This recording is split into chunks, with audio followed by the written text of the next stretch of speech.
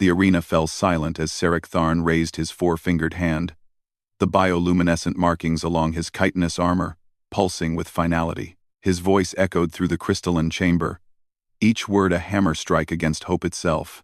The cub has failed the trial of proving. Termination protocols will commence at dawn. The small creature, barely the size of a human child, whimpered in its containment field. Its spotted fur rippled with fear, large eyes darting between the assembled Kethara warriors who stood in judgment. Among the Kethara, weakness was intolerable.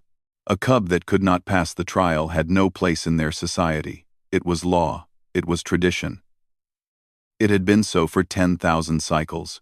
Dr. Mara Ellen felt her blood turn to ice. She had been on the Kethara homeworld for only 3 months, part of the first human diplomatic and research mission to this warrior species. In that time, she'd learned their language, studied their customs, and treated their wounded with techniques that had earned her grudging respect. But this she could not abide. No, the word escaped her lips before thought could temper it. Every Kethara in the chamber turned toward her. Sarek Tharn's segmented eyes narrowed, their faceted surfaces catching the light like shattered diamonds. He stood nearly 8 feet tall, his exoskeleton bearing the scars of 100 battles. When he spoke, his mandibles clicked with barely contained irritation. "You dare interrupt judgment, human physician? This is not your concern." Mara stepped forward, her small frame dwarfed by the assembled warriors.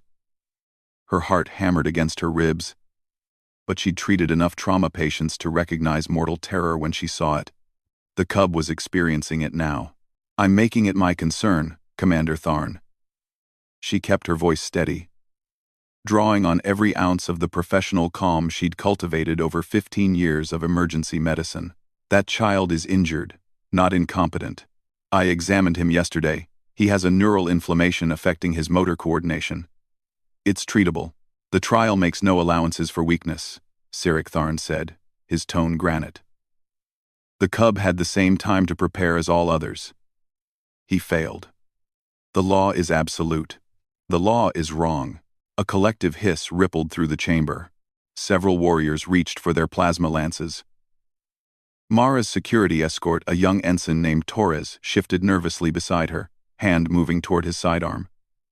She touched his arm, stopping him. Violence would only prove the Kethara right about human barbarism. Sarek Tharn descended from the judgment platform, each footfall resonating like a war drum. He stopped mere inches from Mara, towering over her. When he spoke, his breath carried the sharp scent of ammonia. "You know nothing of our ways, human. We are warriors. We survive because we are strong.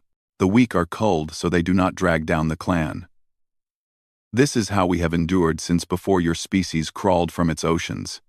"And we," Mara said, tilting her head back to meet his gaze, "survived by protecting our weak, by healing our wounded, by refusing to abandon those who needed us most. That is why humans are soft. Why you nearly destroyed yourselves with your sentiment and chaos. That's why we're still here at all." The words hung in the air between them. Mara pressed on, her voice gaining strength.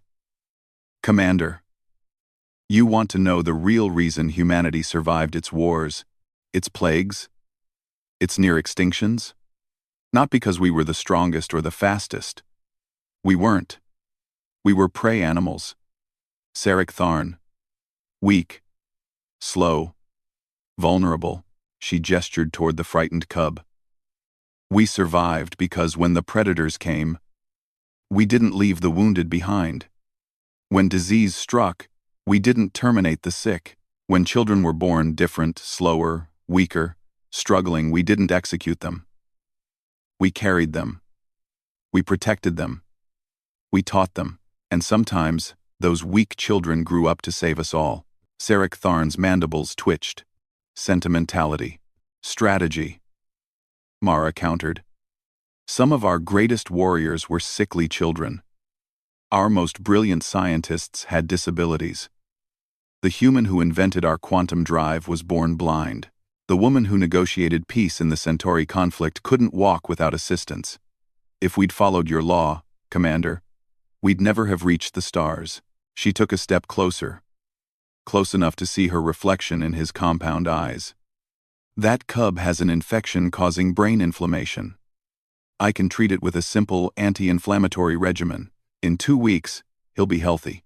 In 2 months, you won't be able to tell he was ever sick. But if you terminate him now, you'll never know what he might have become. Our law. Your law is making you weaker, not stronger. Mara's voice carried through the chamber now, addressed to all the assembled warriors. You're eliminating genetic diversity. You're losing potential. You're so afraid of weakness that you've become brittle, inflexible.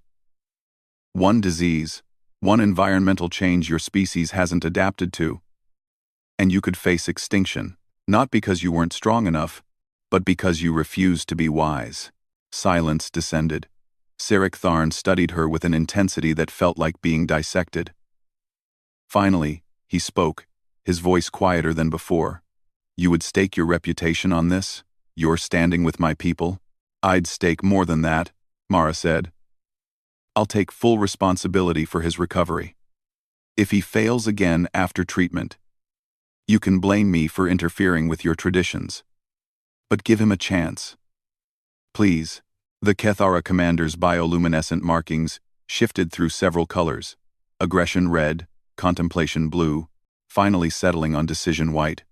He turned to address the assembly. The human physician claims the cub's failure stems from treatable illness. We are warriors, not scientists. We will defer to her expertise. The cub will be remanded to her care. If he recovers and passes the trial, he lives. If not.